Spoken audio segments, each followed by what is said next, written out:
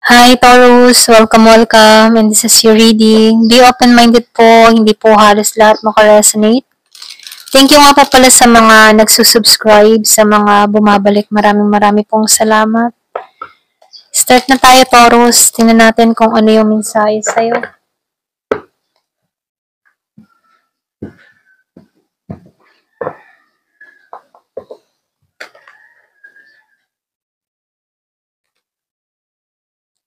So, yung iba sa inyo, nakikitaan ko dito, meron kang pag-iintay, lalo-lalo na kung may apply ka ibang bansa, no?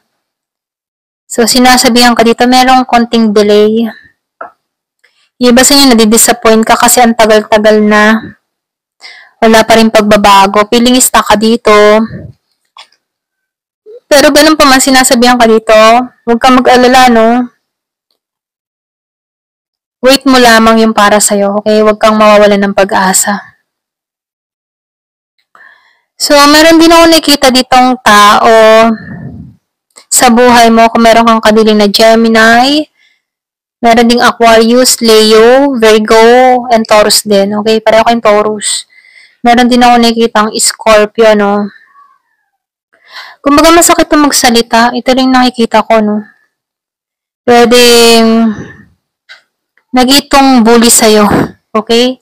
Marami itong mga sinabing masasakit sa'yo na kung saan nagtanong ka din sa sarili mo, okay? Nag-alinlangan ka sa sarili mo dahil sa mga sinabi nito. Kumbaga sarcastic to, hindi niya iniisip yung sasabihin niya sa'yo. Kaya dito, na-miss opportunidad ka ng tao nito dahil sa mga ganun niyang pag-uugali sa'yo, okay? So, nakikitaan ko dito na kung saan, yung bang tipo naghahanap ka dito na yung alam mo yung value ng pag-ibig, naghahanap ka ng gano'n na kayang manindigan or kaya niyang pahalagahan yung nararamdaman mo. Kasi dito, na-experience mo na maranasan sa isang tao na kung saan hindi niya pinahalagahan yung mga effort mo. So, lumalabas dito na meron kang nakadiling dito na hindi sincere sa'yo, okay? So, masakit to magsalita, ganun, sarcastic, ganyan. Doon mo naramdaman yung pambabaliwala sa'yo, okay?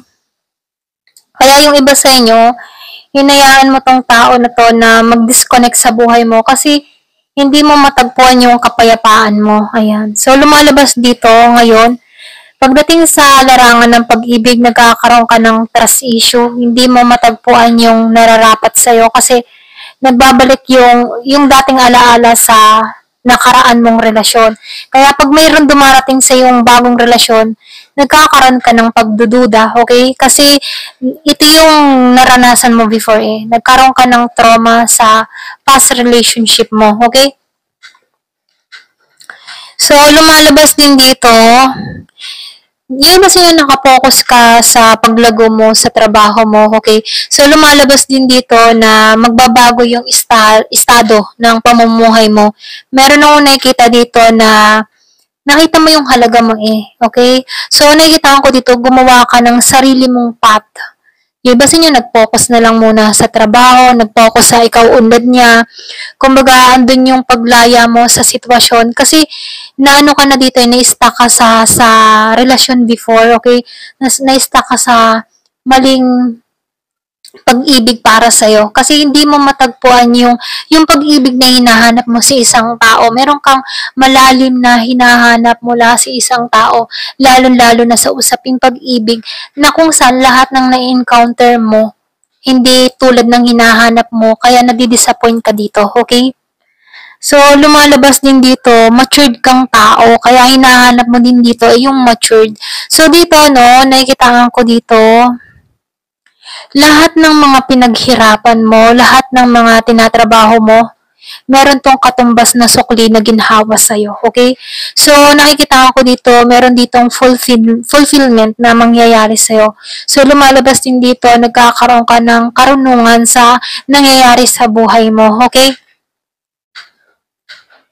So, dito, kailangan mo lang dito mag-focus, maging malinaw ka sa mga pipiliin mong landas, kasi alam mo na yung maloko. Alam mo, naranasan mo ng madaya, maloko, or mabitray dito. Kaya dito, kita mo na, okay? Naranasan mo na, kaya alam mo na kung ano yung mga dapat mong gagawin dito. So, dito, lumalabas dito, nakikitaan ko dito, pagdating sa usaping pag-ibig, nagfo-focus ka, okay? Pinag-aaralan mong mabuti kung sino tong taong pumapasok sa buhay mo, okay? Hindi mo binibigay ng buo yung puso mo, kundi pinag-aaralan mo muna ito bago mo ibigay ng buo yung sarili mo, okay? Yung tiwala ba? So, nakikita ko dito yung iba sa inyo, nakapokus ka sa trabaho mo. So, nakikita ko rin dito, meron kong karanasan dito kay Taurus. So, ibig sabihin, pareho kayong Taurus dito. Kumbaga, hindi kayo lumago. Kung meron kang kadiling na tulad mo ding Taurus, hindi kayo lumago ng tao na to. Kumbaga, stagnant kayo dito, stuck, okay? Kumbaga, yung iba sa inyo, hindi kayo nagpahalaga sa sarili, okay? Hindi kayo nagpahalaga sa isa't isa, ganun. Kumbaga, meron kang pinagpupukusan, ganun din siya, okay? So, hindi kayo nagkaroon ng suwak na relasyon dito kasi pareho kayong walang effort sa isa't isa. Ito lang nakikita ko, kaya hindi lumago yung connection nyo about dito dahil pareho kayo ng ibang nais.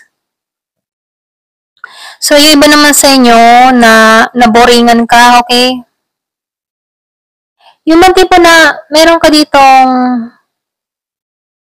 na-encounter na tao na tulad din ng una mong relasyon, okay? Yung mga tipo na feeling mo pare-pareho na lang yung na-encounter mong relasyon, paulit-ulit na lang nangyayari kahit iba't ibang tao, ganun-ganun ang nangyayaring sitwasyon, So, lumalabas dito, ayaw mo nang makipaglaro, ganun. Ayaw mo nang yung hindi seryosong relasyon. Gusto mo ay yung talagang pareho kayong makikipag-cooperate sa isa't isa. Ayaw mo ng boring, ganun, okay? So, ito na yung nakikita ko sa'yo, Kahit sa trabaho, ayaw mo ng boring. Gusto mo yung merong talagang andun yung passion mo sa ginagawa mo, sa tinatrabaho mo. Madali kang magsawa. Ayan, ito na yung nakikita ko sa iba, Excuse me. So, madali kang magsawa pagdating sa relasyon. Yung iba, hindi halos lahat. So, lumalabas din dito, meron kang tao dito na nagkaroon kayo ng unhealthy attachment. Medyo clingy itong tao na to, nakadepende sa'yo. Kumbaga, siya yung tipo ng tao na gusto niya, i-rescue mo siya sa kanyang pinagdadaanan. So, lumalabas dito, meron kang natuklasan dito sa tao na to. Kung meron kang kadiling na cancer, yung bang nalaman mo na kaya lang to nananatili sa'yo dahil meron siyang mapapala sa'yo, okay? So, nakikita ko dito, malakas yung intuition mo, malakas yung kutob mo. Nakukutuban mo yung tao kapag yun lang ang intention sa'yo. Kaya minsan, dito, nawawalan ka ng gana pagdating sa relasyon kasi hindi mo matagpuan yung malalim na connection kasi nakikitaan ko dito, kaya lang nagtatagal sa'yo ang tao dahil merong napapala sa'yo, okay? At napapansin mo rin yun. So, di ba, lumalabas dito, may mga pandadayang ginawa sa'yo, nakaramdam ka din dito ng pagkabalisa, anxiety, so maraming nangyari sa buhay mo, Kaya dito, kaya yung iba sa inyo natutunan mo, mag-put ng boundary, kung baga tinetest mo ang faith ng isang tao. So, yung ba sa inyo, sinusubukan mo yung person na dumarating sa buhay mo? Tinitingnan mo kung hanggang saan yung faith ng tao na to sa'yo kasi naranasan mo na mapagloko dito. Okay, so lumalabas dito, importante sa'yo ang pagiging faithful sa'yo, okay? So, may third party, nakikita ko dito yung love triangle.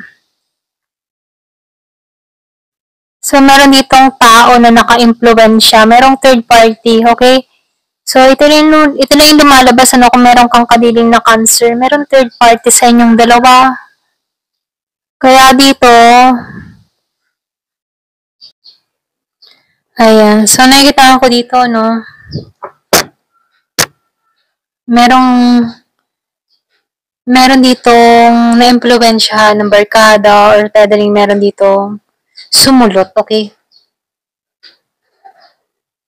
So, kahit ganun pa man ang naranasan mo, huwag kang mag-alala. Count your blessing. Meron parating na biyaya sa'yo. So, ulanin ka ng biyaya dito kasi naranasan mo na dito maloko, masaktan. Marami ka ng pinagdaanan dito sa buhay. Kumaga, itong mga naranasan na ito yung nagpapatatag sa'yo kung bakit mas lalo mong nahanap yung sarili mo. So, lumalabas din dito, huwag kang mawalan ng pag-asa, no? Kasi merong blessing na parating sa'yo, okay? Kumbaga, meron din ditong authentic na parating sa buhay mo. Okay, kung naranasan mong sobrang hindi magandang relasyon, ano? Huwag kang mawalan ng pag-asa. Kasi sisikat sa'yo dito yung araw. Ay, okay, ito lang nakikita ko dito. So, tingnan pa natin, ano? Give me the message.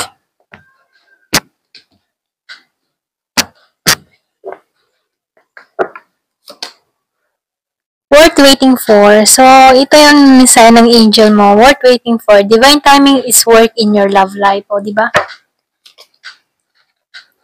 Love yourself first. Ayan. Your self-respect make you more romantic attractive. It's safe for you to love. Open your heart to give and receiving the highest energy of all. Passion. Allow your heart and soul to sing with joy. Okay, yan yung mensahe sa'yo, no? Stay optimistic about your love life. Positive thinking and faith will bring you romance. Chemistry. Wow. There's a strong magnetic attraction here. Honeymoon. So, enjoy the bliss of holiday time together. So, meron parating sa'yo. Ito lang yung mensahe, no? Worth waiting for to. Love yourself first muna. At ligtas ang magmahal. Hanapin mo muna yung passion mo at maging stay optimistic sa love life mo. Kasi merong chemistry na parating sa inyo. Okay? Patungo pa sa honeymoon. Ayan, ito lang yung nakikita ko. Thank you for watching. Love and peace.